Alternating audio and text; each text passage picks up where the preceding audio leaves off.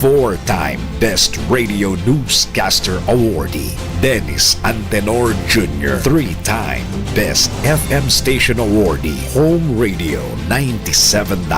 Two-time Most Promising TV Station Awardee, Aliw Channel 23. At Best Public Service Radio Host Awardee, Bragi Braganza. Pangakong itutuloy ang pagbibigay ng tamang balita at tamang paglilingkod at isang malaking pasasalamat sa tiwalang naibigay sa amin. Pakaasahan niyong gagawin naming malaking inspirasyon ito para ipagpatuloy ang maglingkod sa lahat ng Pilipino. Ang lahat ng opinyon, pagtingin, pananaw o kuro-kuro ng mga bisita at panauhin o mga anchors o host sa programang ito ay sarili at tanging opinyon at pananaw ng mga nabanggit at hindi opinyon o pananaw ng Aliw Broadcasting Corporation, mga producers o mga namamahala ng Aliw Broadcasting o anumang organisasyon na affiliated sa network at kailanman ay hindi ine-endorso ng Aliw Broadcasting Corporation ang mga nabanggit na opinyon at pananaw sa programa. Ang programang ito ay hatid sa inyo ng PAGCOR. Walang yumayaman sa pagiging empleyado lang. Dapat lahat tayo nagninegosyo. Timing! Narito ang isang programang magbibigay ng tamang gabay sa pagnenegosyo. Pakinggan at panoorin ang mga ekspertong magiging guest dito. Isang show para sa negosyo.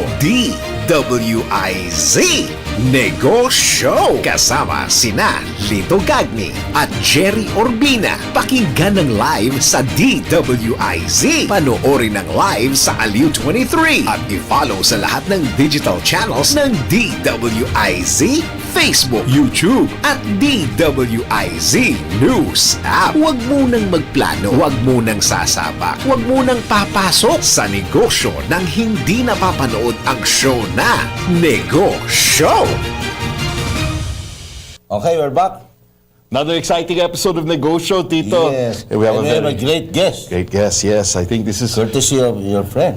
Yeah, that's right. Hello, kasi Tito, sinamahan niya dati yung husband niya. Nag-guest before yung husband niya sa show natin. Wala ka noon, Tito. Oh, okay. Busy ka. Sa pagbebeyahe. Guest po natin today is Miss Erica Muller. Siya po ang Vice President for Merchandising and Finance ng Estera Incorporated. Magandang hapon. Magandang hapon. Erica. Good afternoon po, Sir Lito and Sir Gerry. Yeah. Thank you for having me here. Yeah, thanks Yes. for coming back, ha? Yeah. Wait, Erica, before we get started, di ba? Kwento mo naman, what is Estera Inc. all about? Para sa manonood na nakikinig right now. Okay, so Estera Inc. is a now family business, but it all started in 1998. 98, okay. When my mom and 6 of her friends actually who Yep. were college friends in Merinol, sa Katipunan. So they were a group of friends, barkada, na in 1998 decided to import originally yung Yankee candles from the States, from Boston. Oh, So they okay. were the original importers and distributors of Yankee candles. The world famous Yankee Yes, the world candles. famous Yes. Yankee candles. And then ang first outlet namin is in Rustans. Rustans, So, okay. we had a small gondola siguro Okay. in Rustans. Yep. And then I remember I was still in high school then actually. Okay. And then pero naalala ko na noon na we went to one of their houses, yung mga isa sa mga kaibigan kana Tita Annette. Her name was Annette. Oh, shout out kay Tita Annette. Hello, Tita Annette. Yes. And then we would go to her house, and then all of us kids would put on the price tags on the Yankee candles. Okay. Yeah. So dun yung una kong exposure dun sa company. Okay. And then in the early 2000s, someone naman saw our items, saw the Yankee candles in Rustans. Okay. Tapos she decided, her name is Tita Maricel naman. Hello, Tita Maricel. Yes. She thought that it was a good idea to bring in Yankee candles in our home. Our home, which is Our part home, of yeah. the SM department store, correct? Yep. Yeah. And so we were invited to enter our home with just the Yankee candles pa rin. Okay. And then eventually, my mom and two other active investors or members of the board Okay.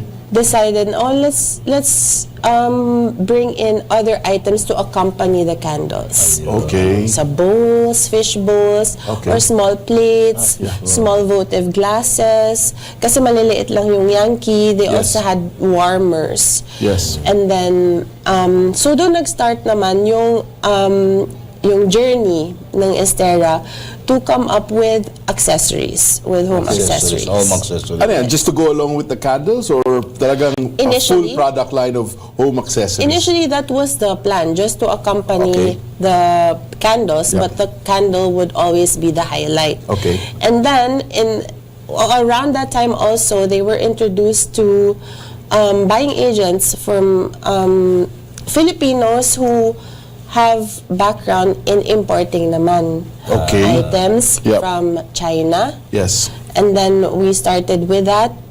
But then until now, from then until now, we always made it a point to have the local suppliers and manufacturers on the, parang a priority. Okay. To make So, them a sino-sino priority. mga locals na mga tinatap ninyo and then for particular product? And then can you remember kung ano yung one particular product that really sold well? Kasi masasabi ko po, iba-iba po talaga siguro for now, yung mabenta po talaga are the sculptures. Sculptures? Tabletop Okay. sculptures are... Tabletop sculptures. Yes, Wait, sir. galing saan lugar sa Pilipinas to mga tabletop sculptures? Okay, so we have manufacturers, sculptors, and suppliers Okay. from Pampanga, Okay, wow. Bulacan. Yes. We have Quezon City also, and Cainta. Okay. Excuse me. Yeah. Galing, ha? Galing, ha? So, Galing. Yeah. and, Sculptures, wait, kamusta man yung quality? Kasi, yung Filipino product kasi, di ba, complaint to ng mga foreign buyers, ha? The lack of consistency. Kasi I think it's because nawawala yung consistency ng mga products natin. Dahil, yun nga, a lot of the employees yung gumagawa. Like, for example, yung mga gumagawa ng skulptura, di ba, are seasonal employees or part-time employees, di ba? So, naging parang pakyawan yung approach, di ba? Excuse me. Yeah, Excuse me. yeah. Have you had any issues with yung consistency of the quality? With Of our local Estera kasi, products, we yeah. make sure, like for example, right now, there's a sculptor and there's painter always in the office, in our office. Ah, okay. And they do that while we're there, while my mom is there. My mom is actually in charge of R&D. Tabletop Okay, sculpture, yeah. And then, so they have workshop in the office. Okay. So you brought Pampanga, you brought Bulacan, you Exactly. brought Quezon So, I think City, and you brought Cainta to your office. That's very Who good. conceptualizes the tabletop sculpture? My mom Mga actually is the designs. artist. Ang galing, and, Okay. She's the one in charge of research and development. Yep. So, yan. So, pupunta yung mga sculptors and painters doon. May schedule sila kung kailan si ganyan, kailan si ano. Tapos, merong item si Ma'am Jean, which is my mom, Yes. na ito yung ating gagawin. Tapos, gagawin ni sculptor habang nandun kami. Tapos, face by face, he comes in, shows my mom, o yung mom ko naman, tanggalin mo to, dagdag mo dito, ganyan-ganyan, konting kintab dyan, konting ano. Okay. So, yun. So, that's how we make sure that the quality is there. Now, when it comes to the manufacturing, Yep. we are very strict with quality control. So, Okay. doon pa lang sa factory nila, when they make, they put the tags themselves, we give them the tags, and in that way, they can make sure that the quality is there na. Okay. So, merong prototype.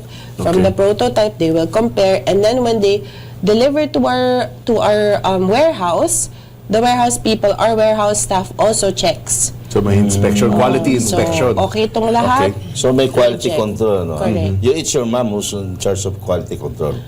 Well, it's warehouse, which is merchandising, which falls under me. Okay. Wait, can you talk about yun nga, yung starting the business?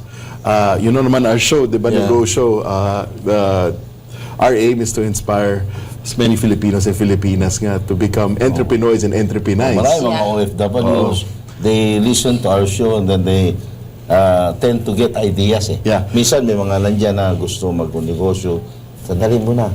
Then pagka narinig yung sinabi nyo, then nagka-idea, yun na.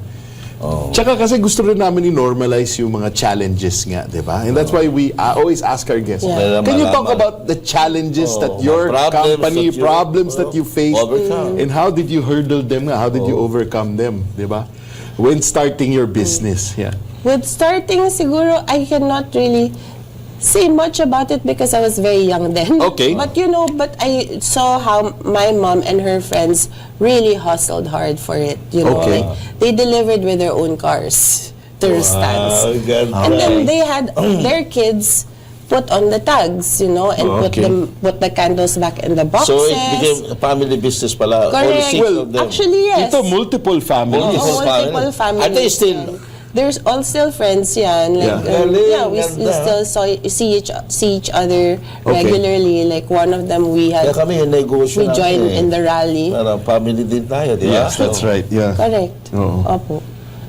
So, Oh, yeah. that's good, that's good. Wait, nabasa ko lang dito, Erica, nag-aral ka sa Berlin. Yeah, For diba? my masters, Or for your yes. masters, di ba? Pero, I mean, yung German education naman, can you talk about it? How has it helped shape your approach to running your Yeah. business? Well, I guess the main difference between the German education system and the Philippine education system is that the German one is very straightforward, Okay. like black and white. This is how it is, And sa atin kasi mas heart tayo yung as I discussed with the show with my husband last time, mas may puso ang Pilipino.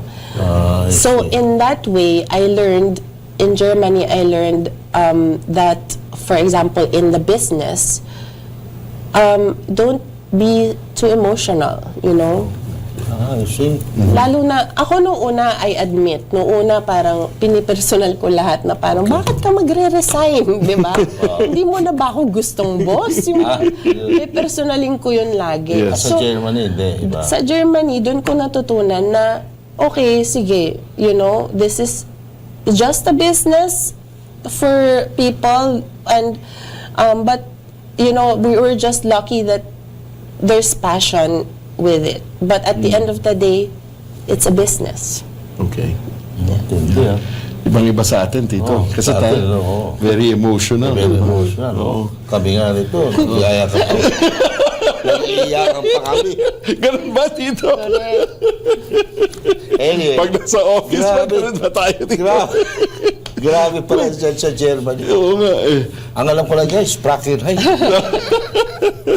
Wait, running a family business, di ba ngayon na parang sinasabi mo, yung kayong second generation have taken over na, di ba, the business? So mga second generation din yung kasama mo ngayon. Well, actually, it's just me po and my Yun na. mom. Oh, and your mom. So, Yeah. ano nangyari? So, in 2008 or 9, I think, Okay. I was actually working in Dubai. Oh. I was working in the hospitality industry in Dubai. I was Okay. working in a hotel. Yep. And then, my mom offered me or asked me to join the company, and if I was interested to come home. Okay. Because the other shareholders offered her their shares. Okay. Parang buyout. Sa madaling Buyout. salita, she bought them out. Okay. I see. So, doon po nagsimula ako officially as an employee of Estera in 2010. Yes, I'm just curious. Okay. What was the first product that you conceptualized for your company? Yeah. Ako po, I am not the designer in the family, Okay. but when we buy abroad, like for example, when you go to trade fairs or when you go to like the markets in other countries, I put in my share. Like I tell my mom this is what I think will sell. And then she considers naman my opinion in that way. Okay. Siguro the thing that I contributed doon na masasabi kong nabenta, yung mga maliliit na bagay, yun yung mga pang Pasko, pang regalo, yung mga mura, maliit yung price point, mababa ang price point, pero mabibili ng maramihan. Like for example, like right now, we have tea towel sets, for example. Tea towel sets that we put in a really nice tray. So you get that in a bundle. And then, at kakaiba, hindi lang yung basta-basta, syempre, no? So, you put that in a bundle and then people get a lot of those and then give them away as gifts to their friends also. Yeah, ganda. Wait, I'm very curious lang, no? Working with your mother, di ba? How was it? Oh my I gosh. guess what are the advantages of working with your mom, and at the same time, what are the disadvantages of working with your mom? I'll start with the disadvantage, Okay. because I think these are what we have already overcome over the years. Yeah. And sorry, I'm asking this because I'm sure madami nanonood dyan, nakikinig, I'm sure, yeah. na are also in discussion Kasi with their Yes, parents, di ba? yes. Magne-negosyo ba tayo? Yes. Hindi, di ba? Oo. course. Parang Yeah. siguro sasabihin, ano ba? Anak lang kita. Yeah. Meron po talagang ganyang mga times, no? Like when we were beginning, since I was finance, I was responsible for the cash position, yung mga magkano yung nandito sa account na nito, ganyan-ganyan, magkano yung payables natin sa Friday, ganyan. So, may mga times noon na kakatok po ang nanay ko sa kwarto ko ng gabi na, mga alas 10, ganyan. Kakatok siya, magkano yung cash position? So, kailangan natin ma-establish kung saan titigil yung pagiging boss kita. Yeah. Tapos nanay at anak naman tayo sa bahay. Yeah. Ganyan. So, we had to really establish that. It was hard at first because syempre hindi mo rin maaalis sa kanya, 'di ba? Nandiyan ka na ba't di pa kita tatanungin? But syempre we also have our personal lives. Yes. No? So that was quite hard, but So maganda eventually pala it was mag-set okay. ng boundaries. Yeah, but you know what I noticed as I aged myself. Okay. No, pero parang nawawala na rin because So naglulusin na yung Oo. boundaries. Oo, with Okay. me also Pinapabayaan ka na. because I'm also more I feel like I have my heart more Into the business now. Okay, yeah. So ngayon parang medyo parang blended na. Oo. Kumbaga. Yun talaga, Tito, challenge ng mga entrepreneurs eh. Yung mga pagkakataon ba na meron kang gusto, may gusto ng nanay mo, tapos paano kayo Oh nagkayari? yes, Okay. opo. Marami po. Kwento mo naman. Kwento For kasi example, marami dyan mga family member. Simple lang kunyari, mga simpleng, bakit? Yung mga nagsisimula pa lang na si employee A magfa-file ng simpleng leave, kunyari, Okay. magfa-file ng leave sa akin. Tapos, kunyari, dumiretso sa kanya. Oh. Na, boss ko siya So, parang, na-bypass ako. Okay. Yung mga simpleng gano'n, na parang, yung mga proseso, kailangan pa rin nating iayos Yep. para meron pa rin para may masundan pa rin na procedures. So parang territorial parang aso dito ako. Siguro po ako lang yun, no? Siguro kasi sa dito nga sa Pilipinas at lalo na sa mga family business, since pamilya nga, parang nagiging pamilya na rin lahat. So medyo nabablur na yung lines. Kaya rin sa'yo kasi German ka. Kaya ganyan. Germany, ganito yan eh. Hindi, tsaka, Tito, again, common yan sa mga family business nga na yung binabypass yung anak. Yes. Dahil sila, mas matagal na yung mga employees. I'm assuming lang Yes. Correct me if I'm wrong.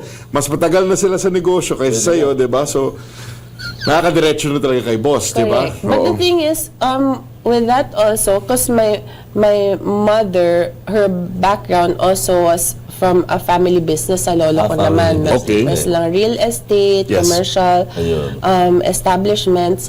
So, for all her life, family business na siya eh. Ayun. Okay. So ako, nag-corporate din ako, nag-OFW din ako. So yeah. marami din akong naging employers, marami din akong natutunan bilang empleyado na hindi ko kamag-anak. Tama. Okay. So, pag naiinis ka, nagje-German ka na lang sa nanay mo. Hindi nga po ako masyadong marunong. Sana po nag-aral ako. Wait, Ganda, ha? as a mother of two naman, curious ako, are you planning to bring your children on board into this family business? Well, if the business stays as long as I would like to, then, and if they want to join the business, then Okay. why not, right?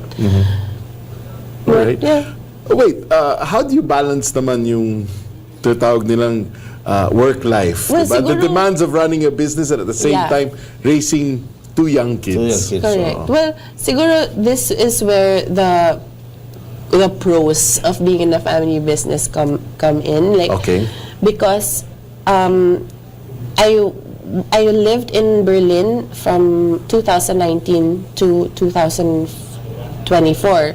So I was on a sabbatical, one might say, for those 5 years. And from 2004, since I came back until now, I'm still slowly easing back in To the business. to the business na Okay. hands-on. Although I wasn't really away from it because even when I was in Berlin, nag-approve pa rin ako ng mga government payments, mga ganyan, or sometimes the payroll I still, because I could do it remotely. You know, and dun sa pag-i-ease back in ko, I could bring my kids to the office, you know, or Okay. when they have stuff in school, when they have like for example graduation or retreat or whatever, we could go to the school. It's easy, it's easier, and unlike yung mga sa ibang kumpanya na magpa-file ka pa ng leave, yung mga ganun. Mga approval. Oh, correct. Or yung mga, and they're involved also, like when we have Christmas parties or whatever, salo-salo sa office, my husband and my kids also get to join, you know, and equally dun sa mga empleyado namin, they can also bring their kids, you know, we're very open with that. Opo, meron na pong mga empleyado kami na na-meet ko yung mga anak nila, bata pa, ngayon graduating na ng grade 12, yung mga ganun. So, what role does your husband play dito sa business? In Estera, none. Yeah. So that's also, I think, makes our marriage healthy, I guess. Okay. Because hindi ko pa natatry na to bring him in. Although he has his own business, which is sound production Too Big company, Music, Too yeah. Big Music. Yep. And I sometimes give my 2 cents to him when it comes to that business, and also like just the documentation. But it's very clear where we stand in both. Ayun. So, sandali, outside of Estera, have you ever thought of a new business? And what would that be? For Kung me, gusto mong malaman ng mga nakikinig. ako po, well, Estera is like what we have now, and it's what makes our living comfortable right now. Pero kung meron man po akong gustong ipasukin na negosyo, actually nasabi ko na rin yun sa mga magulang ko, no? Kasi kami ng kapatid ko, my brother is a chef who's based in Canada, actually, in Toronto. Kung gusto kong kami lang po yung masusunod, magtatayo pa kami ng isang maliit siguro na boutique hotel or bed and breakfast, you know? Because I've always been fascinated with that industry. Tapos siya naman pa nagluluto, so pwedeng And then I've also noticed since almost more than half of my life, I've been exposed to home accessories. When I stay in hotels or when I travel, I also see, like, here in the Philippines, there are many hotels, there are many offices who have our items. Yep. So, so like, it can be incorporated also. Yep. Diba? So, yun, pag-design kung mag-BBNB man kami or whatnot, Yep. it can always be incorporated. Uy, pero good business idea yan kasi Pwede na. talagang there's a massive shortage of beds, rooms here. And So, nice hotels, nice affordable nice ones. affordable hotels, that's correct. Wait, curious ako kasi you were gone nung 2019 To 2024 ka bumalik, di ba? Basically, the pandemic. Pandemic, yes, Correct. yes. The business landscape, it changed, especially for retailers like you. Can you talk about that? How did it impact your business? Actually, my thesis, the thesis I defended in Germany, was about the new normal and Okay. for a small to medium enterprise in the Philippines. So the company Estera was my subject in my thesis for after the pandemic. Yep. Okay. So during the pandemic, just as everyone experienced, yung company namin nagsara ng stores. When the malls closed, we had to close the malls. But we made sure that our employees, our staff were still there. And that's how much we are so thankful sa staff namin, because in as much as we were there for them, they were also there for us. Wow. So I guess that's also the upside of being a family business, because nahihila mo rin yung staff mo to become your extended family. Yeah. Galing. Galing. But also, have you shifted? Because diba, during the pandemic, a lot of small businesses shifted online, yes. diba? Yung tinatawag na e-commerce, diba? Correct. Kayo, did you Yes, shift? we have. Actually, before the pandemic, we were already playing with the thought of, let's do online, blah, blah, blah. But then there wasn't a need for it yet. And then the pandemic happened, and then now it's very competitive online. Ayan. Okay, anyway. Anyway. Break po muna tayo. Magbabalik ang Negoshow after our commercial break. Yan. DWIZ Negoshow. Picture a place adorned with lush greenery, gently swaying trees, a haven where time seems to stand still. Eternal Gardens provides a sanctuary for remembrance, a place where the memories of your loved ones can bloom forever. Eternal Gardens, a glimpse of heaven on a patch of earth. Mga lugar na pinuntahan ng ibang tao, mga produkto, serbisyo na rekomendado. Alamin sa Highly Recommended.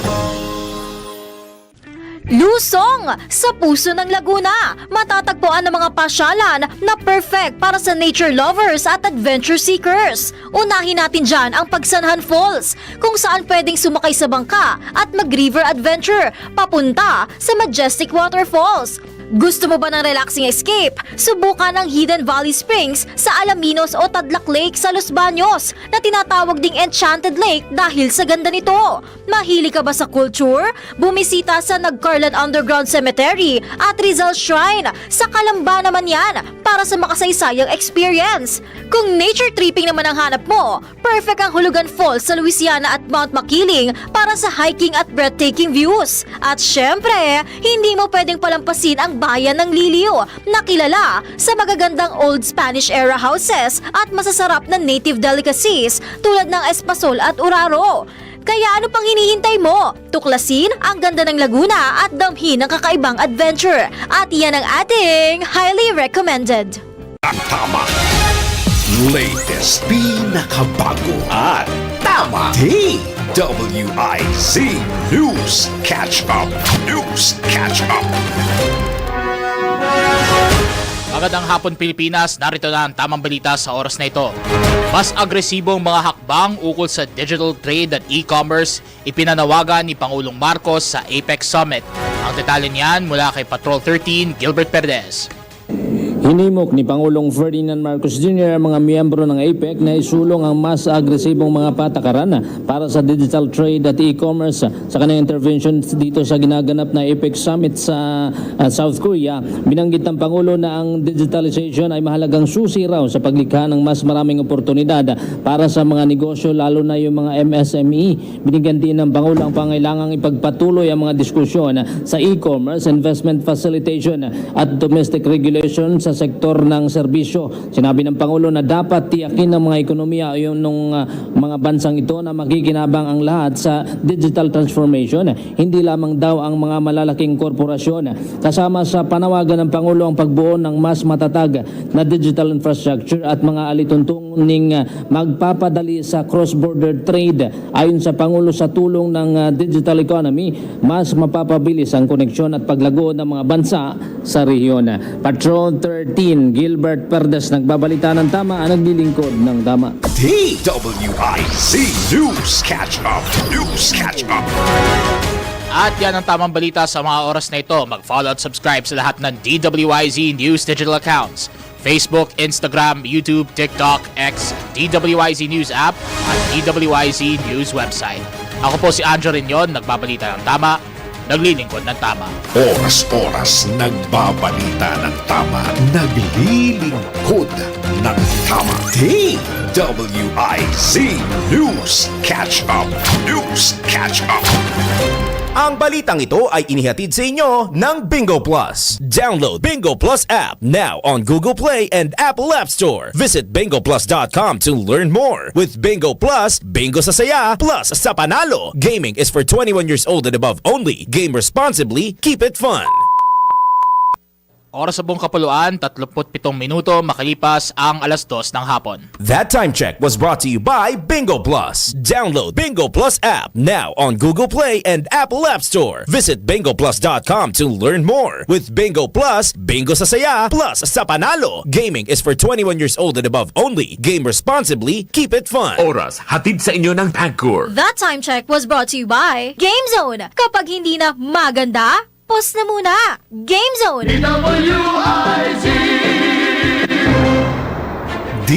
DWIZ Negoshow. Kasama sina Lito Gagni at Gerry Urbina. Negoshow. Alright, so we're back. We're back. Yeah. Wait, Erica, may nakabitin nga na question, na tanong. We were talking about yung shift nyo to e-commerce and why it's so important for yung mga small, medium enterprises today na talagang to make that shift. Yeah. Well, because obviously with the rise of yung ating online community, Yep. and also AI and everything else in the virtual world, Yes. it's important to have presence in it. So we decided, and also of course the effect of the pandemic, Okay. we decided to hop in, of course, no. So Okay. right now, under Estera is a brand that's called The Perfect Piece. The perfect piece, okay? Nakita ko ata. The Perfect Piece is our brand in the online community, so you can see us on Facebook, on Instagram, The perfect pitch. Yeah. and Shopee. Shopee. So you can get our items from there. Okay. Available po kami doon sa lahat ng The perfect piece. Perfect Perfect Piece. Piece. Okay, wait, pero iba ba yung mga brands mo online versus yung brands mo Sa, ano, traditional malls? retail Yes. sa mga, yun nga, sa SM department Magkaiba. stores, sa mga So, Our Home. Yep. SM Department Store and SM Home, which is what they call it now. Yes. Iba yung line namin. Okay. Although we have the same brand name, which is Torch, Yeah. as Our Home. Yes. The line of items is are different for Okay. both. We also have we also supply, or we also have items in Spasio, in Okay. Opus Mall, the Yep. newly opened mall in Bridgetown here on Libis. Yep. Tapos meron din kami sa Style Asia in Estancia Mall, sa Okay. Capitol Commons, sa Capitolio. Sorry, how many stores do you have? Right all up? now, we have 31 stores. Wow, ang galing, That's ah. from Baguio po hanggang Ah, may Davao. Baguio pa, ah. Hanggang Davao. Opo. Ayun. So talaga So doon sa nationwide na mga kayo. provinces, ano yung malakas ninyo? Sa provinces po, siguro po ang sa Cebu. Sa Cebu. Cebu, yeah. Davao is also Up there? a strong contender. Pero dito sa Metro Manila pa rin po yung pinakamalakas. Dito pa rin, ano. Yeah. And wait, Erica, you brought some pieces Yes. to the show today. Siguro, can you run through Yeah. What are those? What are these? yeah, So each of these these are- items? Yeah. So these 4 trays here Yes. are the tea towel sets. Tea towel. Tea towel sets. Ayun yung binabanggit mo Yan yung kanina. binabanggit Tea ko towel set. That are Yan yung mabenta ngayon. Yes, they're perfect for gifts to Okay. your friends and your loved ones. Uy, Tito, for loved ones. So, Tito, narinig mo yun? Oh, Sakto. Sakto, Tito. Yun lang, ha? So these are our seasonal items. Since seasonal, meron din po kaming Christmas tree candles. Okay, Christmas tree candles. So, okay. and then we also have our memorial candles. Uy, or tama-tama. Candles for Malapit undas. na. Malapit Undas, na po. yeah. Sandali, yung sa halimbawa yung memorial candle, how long does it take para maubos? They are matagal po. As in, meron kaming mga kandila sa office na tinatry, pero days. Days? Days, Wow. Siguro mga 3 to 5 days. 3 to 5 Depende days. sa size. Okay. Meron din po kaming memorial candles na LED. So, hindi siya natutunaw. Tama. Yeah. Papalitan lang ng battery. So, and then the rest are the pears and then this Yung gorgeous bilog na ganyan, sculpture. ano yun?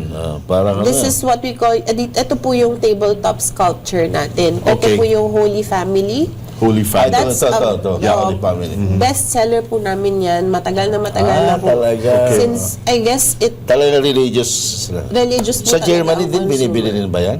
Ay, hindi ko pa. Hindi naman po kami nag-export dun. Sana Okay. po. Yeah. Sana in the future. Pero wait, is that in the pipeline? Plano nyo ba mag-export eventually?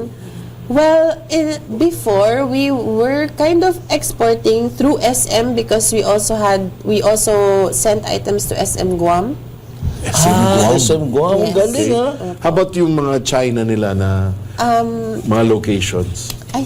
I am not so sure about this, Okay. but I think there was one time also where we had items in, I think, Xiamen, but I'm not Xiamen, sure. okay.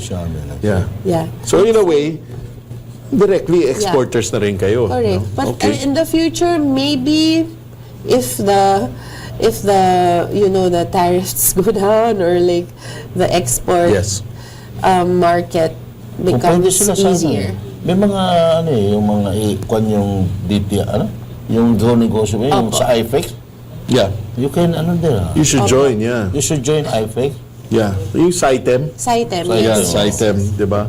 And look for export opportunities. Kasi there are some markets, right? Yeah. Like, for example, recently, di ba, we've signed a free trade agreement with Korea. Oh, yeah, no. Ayan. Yeah. So, that's a big opportunity. Sure, of Also, Australia has parang, I know, tax-free yung mga handmade goods from the Philippines.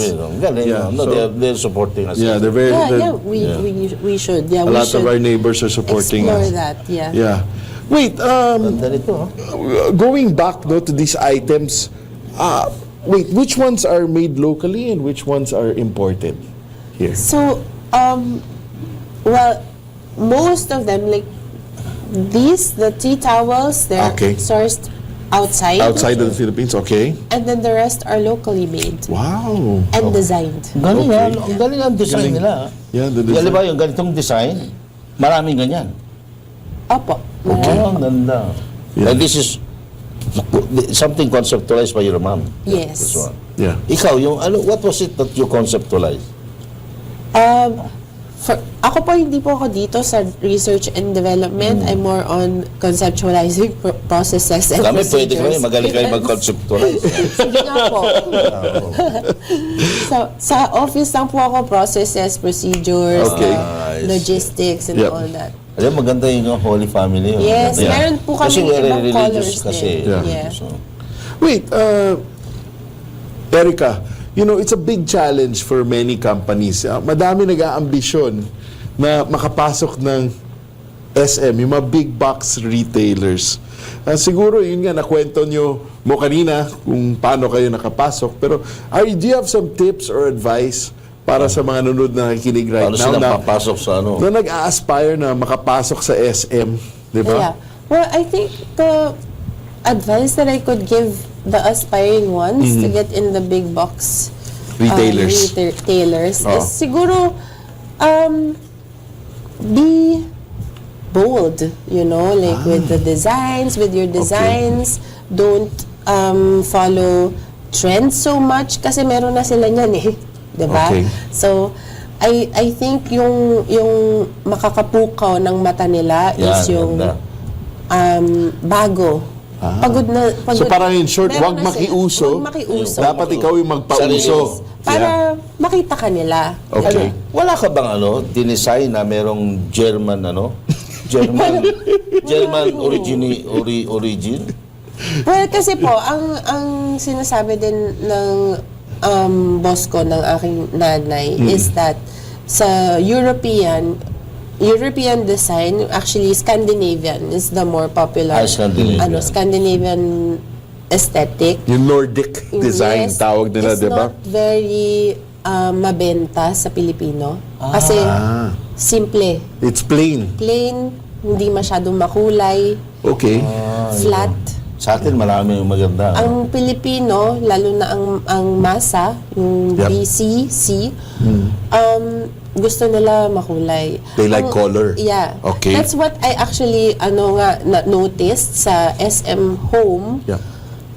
Ang gusto nila green. Color Which for me green. is not so attractive. Okay. Pero sila green, brown, And green and are you brown. saying yung mga green and brown na items nyo, yun ang Yun ang mabenta? malakas?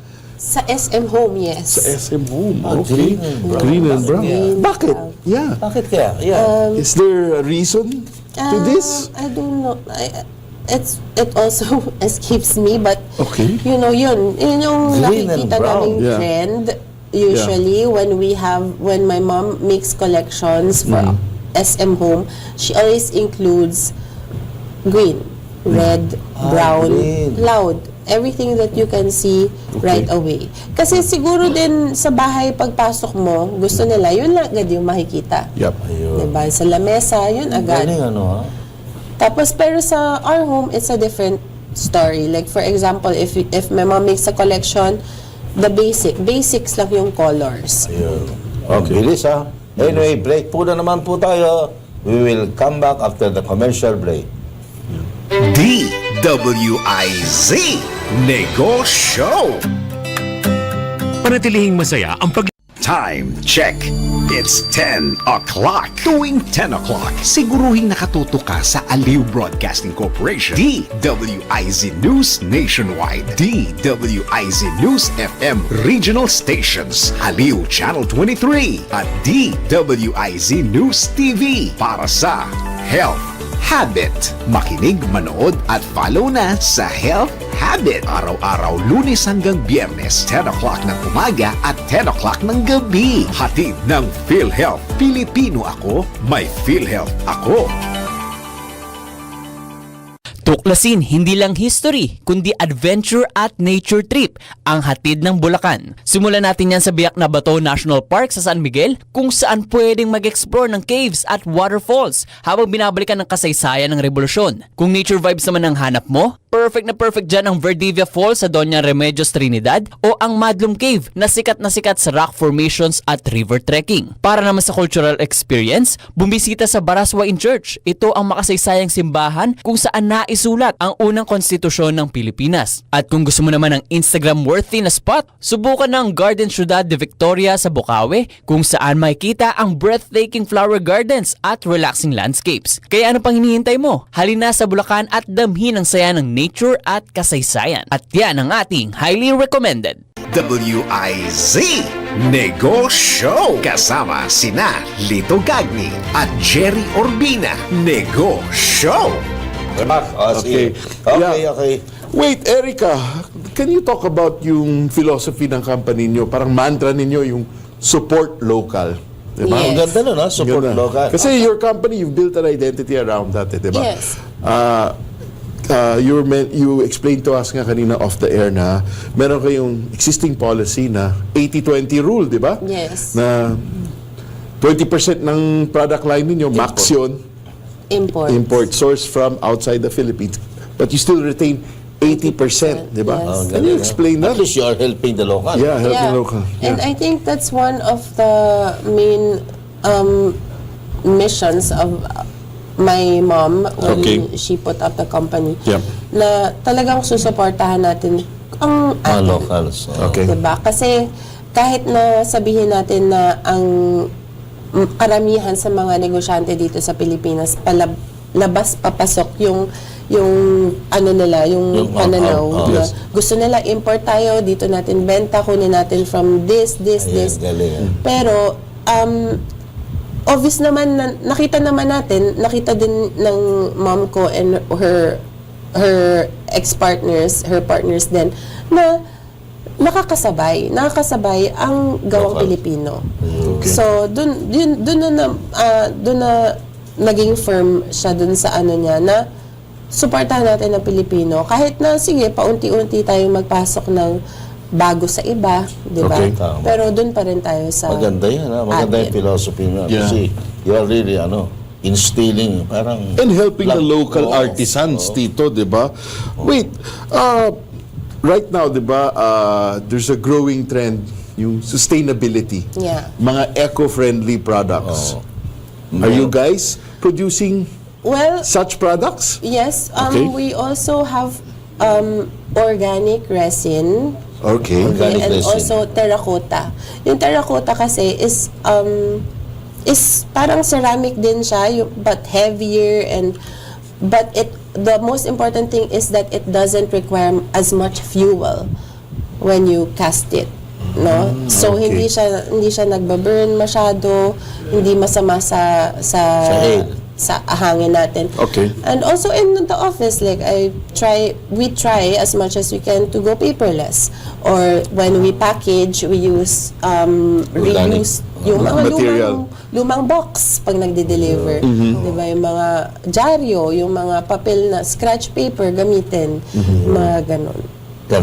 So we're starting there, but eventually, we want to contribute more, of course. Of course, Wait, can you, curious lang ako, yung coming up with all these products, diba, these innovations, these ideas, diba, have you ever faced any setbacks? Kunwari, you present it to the likes of SM, Our Home, diba, SM Home.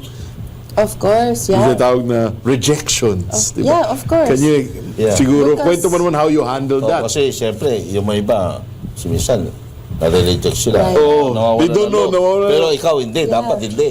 Pero marami din pong mga moments sa amin na talagang may mga times, for example, because sa mga big box retailers po kasi, even if we approve of the items and we believe, na ito, okay itong item gumawa kayo na ng prototype, di ba? Ito, pasado to, pakipasok naman sa tindahan nyo. Most of the time, hindi ganun lagi.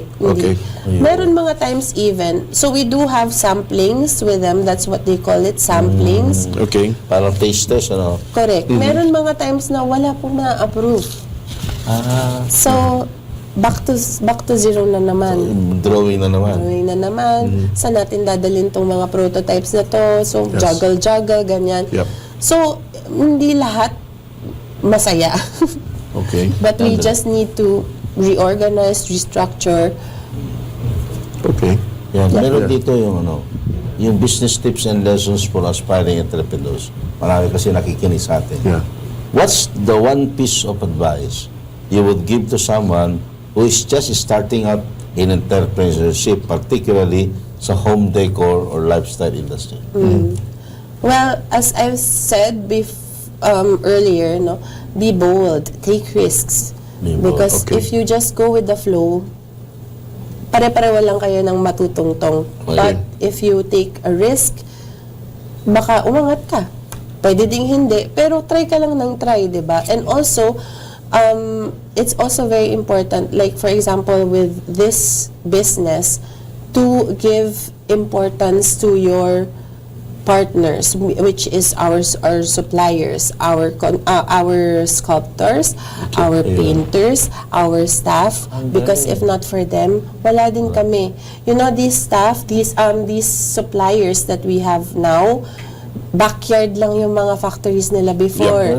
Ngayon po, malaki na yung mga factory nila. Nakapagpundar na sila, nakapagtapos na sila ng mga anak nila sa college. So, yun yung importante. Inspiring, ha? Yeah, inspiring. Actually, yun ang susunod kong tanong nga, yung, can you share nga some stories of communities nga that you've now helped your company? Yeah, so that's one. Yeah. That's any particular area? Well, for like now, lately we've just been focusing more on what we have within our business. Okay. But you know, when like there was one time we went to Red Cross, you know, lalo na pag may mga sakuna, we would donate. Okay. Candles especially kasi syempre pag mga community na kunyari nabahaan, walang kuryente sa mga evacuation area, okay. Kandila, bibigyan natin ng kandila, yan yung mga kandila natin. Tapos meron din kami dati mga blankets, nag-donate din ng mga blankets, yung mga ganun po. But yun nga, but for now we take pride in what we were able to achieve as a business dun nga sa mga staff namin na tsaka yung mga suppliers talaga, because if not for them wala din kami, wala ang Estera, 'di ba? Wala yung mga kamay nila. Yes. Kung wala yung mga kamay nila at mga utak nila, wala din kami. Yeah. Talagang you are a Estera. You are a star in their eyes. That's right. Twinkling. Yeah. Erica, kasi we're approaching the tail end of our show, 'di ba? Siguro can you invite siguro the audience na to maybe visit both your physical store and your online store? Yeah. And just let them know where they can find you, di ba? So Estera is available in both SM home and our home. So we're located in most of the branches in Metro Manila, and also like in the big SM malls from Baguio to Davao. We're also located in Opus, in Spasio, and then in Style Asia in Capital Commons. And please visit our Instagram page, The Perfect Piece PH, and Facebook page, The Perfect Piece. And Shopee, of course. Tsaka yun, yung aming tanong, can you share your, nuggets of wisdom? Nuggets, kasi we ask always our guests, diba? Alam mo naman, can they part with? Parang words of inspiration, di ba? Kasi again, di ba, madami nanonood at nakikinig right now that are looking or about to start their own business. Baka naman. Anong pwede mong ibigay? Parang yung bang, ang tawag doon, yung moment, parang gano'n, yung makalimutan ko. Yeah, nuggets of wisdom. Well, it's like as I mentioned earlier, like maging bold, take risk. Don't be scared to take risk. I know it can be, really, it can instill fear. Pero once you get there, madali na yan, and bigger yung reward. And also, stay grounded. And be grateful for everything and of all the people around you when you start until you make it, because these are the people that will be there for you, businessman yan or hindi. Tama. Okay, thank you. Thanks again, Erica, for agreeing to come on our show, and we hope to have you back. Kasi when matayo na natin yung next negosyo. Next negosyo. Thank you. Yeah. Bye-bye, everybody. Bye. Walang yumayaman sa pagiging empleyado lang.